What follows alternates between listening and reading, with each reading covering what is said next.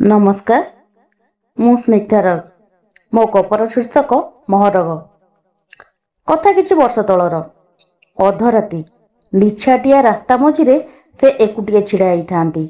एपाख सेपाख देखुथांती काले किए आसुची कि। निजकु यथासंभव चेष्टा करुथांती लुचेइबाकू, काले किए देखिदेव। हेले करिब बा कोन मनिष? न आसीथिले निस्तार नाही। मनिष बड़ हैरान हैला ए असमୟରେ। आगरू जानिथिले व्यवस्था हेले करि हेइथांता किछि। गत किछि दिन हला जो कष्ट नाक कान बाटू धुआ बाहरलाणी। भुक्तभोगी ही जाने जहा जंत्रणा। दुख गुड़ा कहिले शुणे लोक मिछ मणिबे। बेसरकारी चाकिरी को सेथिरे पुणी 5 पाणी कुटुंब। बजार मोहरग कथा न कहिबा भल। पाणुआ बाबूको कथा तो अलगा प्रकार। खोला हृदय सांगको हाथ खोला मनिष। खियापिया कोउथिरे किछि उणा नाही। सांग साथीଙ୍କ ପାଇଁ ତ ନିଜ ପକେଟ ଖାଲି କରି ନିଜ ପଛପଟ ବନ୍ଧା ପକେଇଦେବେ, ହେଲେ କାହାରିକି ମନା କରିବେନି। ନିଷ୍କପଟ ମଣିଷଟାର ଫାଇଦା ତାଙ୍କୁ ଭଲରେ ଜାଣିଥିବା ଲୋକ ହିଁ ଖୁବ୍ ଉଠାନ୍ତି।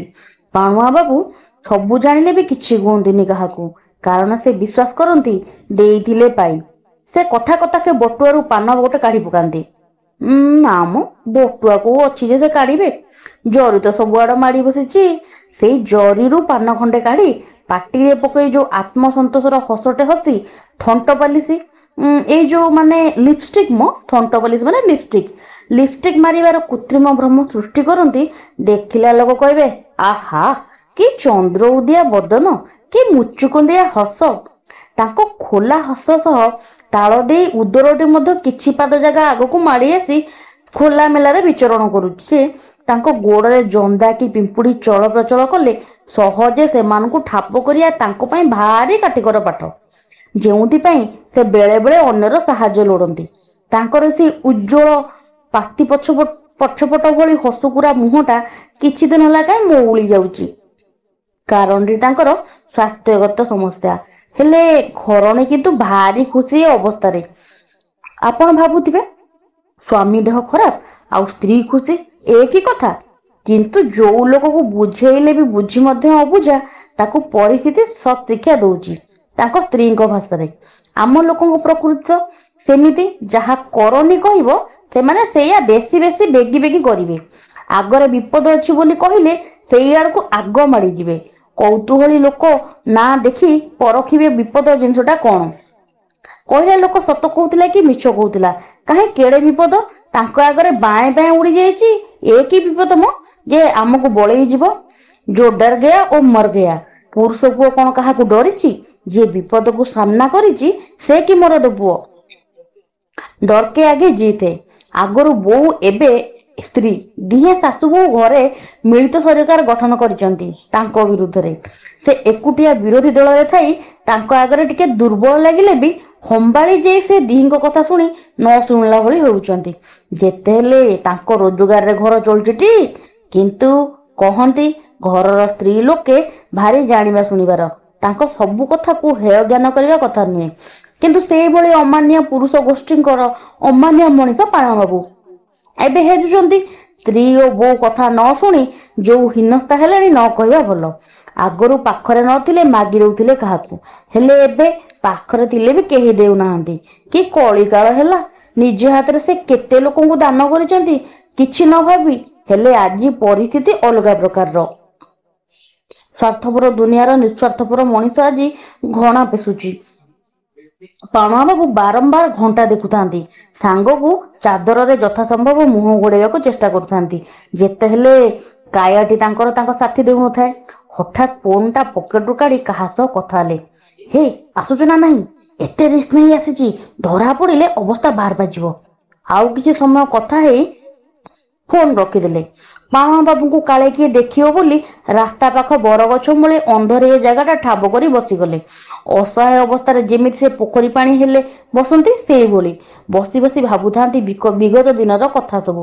କଣ କଣ ଅଘଟଣ ସବୁ ଘଟି ଯାଇଛି ତାଙ୍କ ଜୀବନରେ। ସେଥିପାଇଁ ଯେ ତାଙ୍କ କଲେଜ ସାଙ୍ଗ ଆବୁଆ ଦାୟୀ ଏଥିରେ ସନ୍ଦେହ ନାହିଁ। ତେଣୁ ମନେ ମନେ ସେ ବହେ ଶୋଧିଲେ ସାଙ୍ଗକୁ। ସାଙ୍ଗରେ ନିଜକୁ ବି ମଧ୍ୟ କିଛି ଶୋଧିଲେ। ତାଙ୍କର ସବୁ ବଦଭ୍ୟାସ ପାଇଁ ଦାୟୀ ଏଇ ଆବୁଆ। ବୋଉର ବାରମ୍ବାର ବାରଣ ସତ୍ତ୍ୱେ ସେ ତା ସଙ୍ଗତି ନ ଛାଡିବାର କୁପରିଣାମ ଭୋଗୁଛନ୍ତି। କଟା ଘାରେ ଚୂନ ଦେଲା ଭଳି ବୋଉ ବି ଏ ସମୟରେ ତାଙ୍କ ଅସୁବିଧା ବୁଝୁନି, ଓଲଟା ଓଲୁଗୁଣା ଦଉଛି। କି ମା ହେଲେ କେଜାଣି ପୁଅର ଦୁଃଖ ଦେଖି ଏମିତି ହଉଛି। ସେ ଆଉ ତାଙ୍କ ସାବତ ବୋଉ ନୁହେଁ ତ ବୋଲି ପଣବାବୁଙ୍କ ମନରେ ଧାରଣା ବି ବେଳେ ବେଳେ ଆସେ।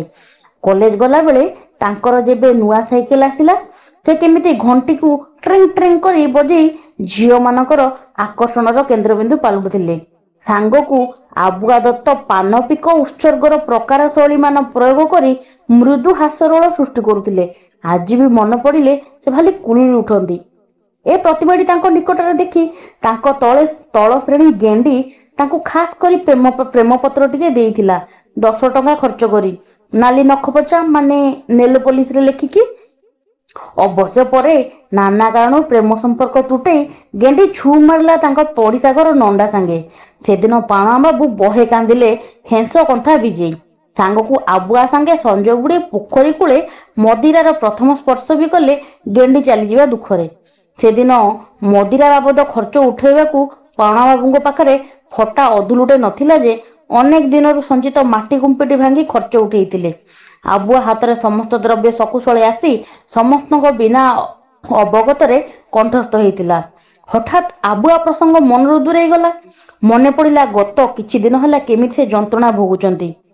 ବାହ୍ୟପ୍ରସ୍ଥ ମାନେ ସଂକ୍ଷିପ୍ତରେ କହିଲେ ପିଲାବେଳେ ସ୍କୁଲରେ ଆମକୁ ଲାଗିଲେ ଆମେ ନମ୍ବର 2 ଯିବୁ ବୋଲି କହୁଥିଲେ। ସମସ୍ୟାରେ ପୀଡିତ। ପେଟଟା ତ ତୁମ୍ଭ ହୋଇ ରହିଛି, ଟାଙ୍କି ଖାଲି ହଉନି। ତେଣୁ ଲୋଡ କରିବାକୁ ବି ଡର ଲାଗୁଛି। ମନ ମାରି ମନ ଲାଗି ଖାଇବା ବି ଖାଇ ହେଉନି। ଭିତରେ ଭିତରେ ବାୟୁ ଘନୀଭୂତ ହେଇ ଧୂଆଁ ଗୁଡା ବାହାରି ଆସୁଛି ସ୍ଥାନ କାଳ ପାତ୍ର ନ ଦେଖି। ସହଜ କଥାରେ ଟାଙ୍କି ଖାଲି ନହେଲାରୁ ପାର୍ଶ୍ୱ ପ୍ରତିକ୍ରିୟା ହେଇ ମୃଦୁ ଅତରର ବାସ୍ନା ଚତୁର୍ଦିଗକୁ ଚହଟି ଯାଉଛି। ଘର ସାରା ଯେ ଘରେ ସମସ୍ତେ ସେ ବାସ୍ନା ଆଘ୍ରାଣରେ ଛିନଛତ୍ର ହେଇ ଛତ୍ରଭଙ୍ଗ ଦେଉଛନ୍ତି। ବୋଉ ତ ଛି ଛି ବେଲଜ୍ଜା ଅଲଜ୍ଜା ଶବ୍ଦ ରାମ ନାମ ଜପ କଲା ଭଳି ଜପୁଛି। ପିଲାଏ ତ ପାଖ ମାଡୁନାହାନ୍ତି। ମୁହଁରେ ହାତ ଦେଇ ଯିଏ ଯୋଉଠି କବାଟ ଖେଳୁଛନ୍ତି, ସତେ ଯେମିତି ସେ ଅଛୁଆଁ ଜାତି। ସ୍ତ୍ରୀ ତ ସୌତୁଣୀ ପାଲଟି ଗଲାଣି ଏ ଅଳ୍ପ ଦିନ ଭିତରେ। ଯେତେ ଯାହା କଲେ ବି ମନଟା ଯାଇ ପେଟ ପାଖରେ ରହୁଛି। ପାଣବାବୁ ପାନ ସହ ପୁଡିଆ ଖଇନି ଇତ୍ୟାଦିର ଅଭ୍ୟାସ ମଧ୍ୟ କରିଛନ୍ତି। ତାଙ୍କ କହିବା କଥା, ଖାଇବ ଯଦି ସବୁ ଖାଅ, ନହେଲେ ନାଇଁ। ଗୋଟେ ଜିନିଷ ଖାଇଲେ ବି ପାଟି ଭଲ ଲାଗେନି, ଖାଇ ଖାଇ ବିରକ୍ତ ଲାଗେ। ତେଣୁ ବିଶେଷ କରି ପେଟ ଖାଲି କରିବା ପାଇଁ ପୁଡିଆ ଟିକେ ତାଙ୍କର ନିହାତି ଲୋଡା। ଏଇଟି ଆମ ଦେଶର ପ୍ରାୟ ପୁରୁଷଙ୍କ ସମସ୍ୟା।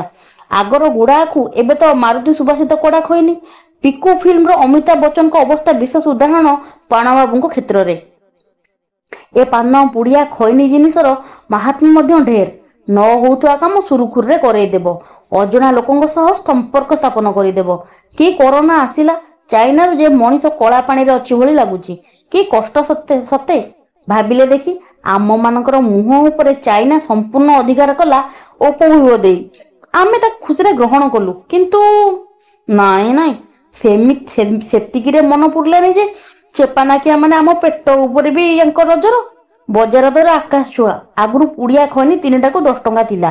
ପରେ 2କୁ 10, 1କୁ 10, 1କୁ 15, 20, କ୍ରମେ ବଜାରରୁ ଗାୟବ ପୁଡିଆ ଖଇନି। କଳା ବଜାରୀ ହଉଛି ଯେଉଁଥିପାଇଁ ପାଣବା ଭଳି ଲୋକ ବଳି ପଡୁଛନ୍ତି। କିନ୍ତୁ ଏ ଜିନିଷ ବିନା ଜୀବନ ଦୁର୍ବିସହ। ଅମ୍ଳଜାନ ନ ନେଇ ବଞ୍ଚି ହେବ, ହେଲେ ଏ ପୁଡିଆ ଖଇନି ବି ନ ଖାଇ କଣ ବଞ୍ଚି ହବ? ବିଗତ 5 ଦିନ ହେଲା ବଜାରରେ ନାହିଁ ଏ ମାରୁତି ଖଇନି। ସବୁ ଯାହା ପାଖରେ ଷ୍ଟକ୍ ଥିଲା 2 ଦିନ ଗଲା, 3 ଦିନ ହେଲା ଅବସ୍ଥା ଖରାପ। ବାହ୍ୟପ୍ରସ୍ଥ ସମସ୍ୟା ଯାହାର ରାମବାନ ଇଲାଜ ଖଇନି ପୁଡିଆ। ସେଥିପାଇଁ କର୍ଫ୍ୟୁ ସତ୍ତ୍ୱେ କରୋନାକୁ ଖାତିର ନ କରି ସେଟିଂ କରି ପୋଲିସକୁ ଲୁଚି ଆସିଛନ୍ତି ରାତି ଅଧରେ ମାଲଟା ନେଇକି ଯିବେ। 3କୁ 100, ନହେଲେ ସକାଳ କଥା ଅସମ୍ଭାଳ। କରୋନାରେ ମଣିଷ ପରେ ମରିବ, କିନ୍ତୁ ଏଇ 3 ଦିନ ହେଲା ତ ତାଠାରୁ ବେଶୀ ଯନ୍ତ୍ରଣା ହଉଛି। ଦୀର୍ଘ ଅଧଘଣ୍ଟାର ଅପେକ୍ଷା ପରେ ଆଗନ୍ତୁକ ଆସି ଦେଇଗଲେ ଚିରପରିହାର୍ଯ୍ୟ ଅଭିଳଷିତ ଯାହା କହିପାରିବେ ସେ ଅମୂଲ୍ୟ ଦ୍ରବ୍ୟକୁ। ହାତରେ ସତେ ଅମୃତ ପ୍ରାପ୍ତିର ଖୁସି। ଏକ ମୁହାଁ ହେଇ ଚାଲିଛନ୍ତି ପାଣବାବୁ, ହଠାତ୍ କାହାରି ହାତ ତାଙ୍କୁ ପଛପଟୁ ଭିଡି ଧରିଲା। ସେ ତାଙ୍କ ଛାତିରେ ଛନକା ପଶିଲା ଯେ ଧୀରକି ପଛକୁ ବୁଲି ଦେଖିଲେ, ଆରେ ପୋଲିସ! ଏତେ ରାତିରେ ଲକଡାଉନରେ କୁଆଡ ବାବୁ? ଇତ୍ୟାଦି ନାନା ପୁଲିସିଆ ପ୍ରଶ୍ନର ସମ୍ମୁଖୀନ ହେଲା ପରେ ତାଙ୍କ ଘରୁ ରିସ୍କ ନେଇ ପଦାକୁ ଆସିବାର ଗୁମର ଖୋଲିଲେ। ଅତର୍କିତ ଭାବେ ପୁଲିସ 2 ଜଣ 2ଟା ଖଇନି ଭିଡି ନେଇ ସକୁଶଳେ ଘରକୁ ଯିବାର ଅନୁମତି ଦେଲେ। କାନମୁଣ୍ଡା ଆଉଁସି ଘରକୁ ଫେରି ଦିନ ଯାକ ଘରଣୀ ଆଉ ଛୁଆଙ୍କ ଉପରେ ରାଗ ସୁଝେଇଲେ ଯାହା, କିନ୍ତୁ ଆତ୍ମସନ୍ତୋଷ ଥିଲା ଯେ ଆଜି ଟାଙ୍କି ସକୁଶଳେ ବିନା ପ୍ରତିବନ୍ଧକରେ ଖାଲି ହେଇଗଲା। ଆଃ, କି ପରମ ଶାନ୍ତି! କାଲି ଯେ ଅଫିସରେ ତାଙ୍କ ବୀରତ୍ୱର ଗାଥା ଦାସବାବୁ, ମହାନ୍ତି ବାବୁ, ସାହୁ ବାବୁଙ୍କ ଆଗରେ ଗାଇ ଛାତି ବୁଲେଇ 100 ଟଙ୍କିଆ ଦ୍ରବ୍ୟଟିକୁ ଦେଖେଇ ଦେଖେଇ ଆତ୍ମସାତ କରିବେ, ଏଥିରେ ସନ୍ଦେହ ନାହିଁ। କାରଣ ଉପରୋକ୍ତ ବାବୁମାନେ ମଧ୍ୟ ସମାନ ପୀଡ଼ାରେ ପୀଡ଼ିତ। ଗପଟି ତ ପଢିଲେ, ଶୁଣିଲେ, କିନ୍ତୁ ବୁଝିଲେ କି ନାହିଁ କିଛି? ବେଳ ଥାଉ ଥାଉ ସୁଝି ଯାଆନ୍ତୁ, ନହେଲେ ନିଜ ଦାୟିତ୍ୱ ନିଜର। କହିଲି ବୋଲି ଖରାପ ଭାବିଲେ କି? ମୋର ଆପଣଙ୍କ କଥାରେ ମୁଣ୍ଡ ପୁରେଇବାକୁ ଟଙ୍କାଟାକର ଇଚ୍ଛା ନାହିଁ। ସେମିତି କହୁ କହୁ କହିଦେଲେ ନା, ମାନିଲେ ଭଲ, ନ ମାନିଲେ ନାହିଁ। ରହୁଛି, ଧନ୍ୟବାଦ।